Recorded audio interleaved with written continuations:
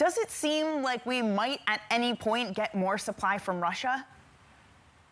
Yeah, I think that's what traders were expecting yesterday when there were finally auctions for January pipeline capacity that will give us an indication of how much more Russia could send in January. And those auctions were quite disappointing. So flows are going to continue to be capped in January. They might be slightly better than they were in December, but things aren't looking any good. And for the day today specifically, Russia hasn't booked any pipeline capacity, so it looks like we're going to have zero flows into Germany again if they don't reverse like they did yesterday and flow eastwards from Germany to Poland instead. Isis, how much political power does this give Germany with the European Union if they are really dependent on them right now in order to help solve the energy crisis they're facing?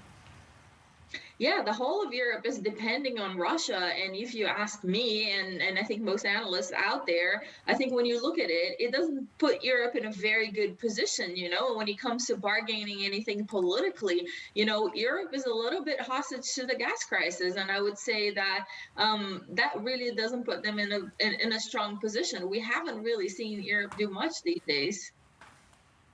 Well, as we look forward to 2022, Isis, what can European governments do? What structurally can they change in order to make sure we don't get a repeat of this next winter? I think the one thing that European governments can do, and they have been talking about it, remember this being a free market, there isn't really much intervention that they can take. But one of the things they can do is really look at the storage situation and figure out how they can, force companies to put gas into storage or give some sort of incentive for that to happen. And in places like the UK, where there is no long range storage, basically the UK could look at returning it, but it doesn't look like the UK government has any appetite for that at the moment either.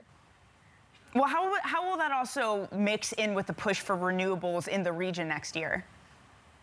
I think renewables are a part of the story. It's important that we build more renewables. It's important that we have more capacity and we continue to install if we want to achieve our decarbonization goals.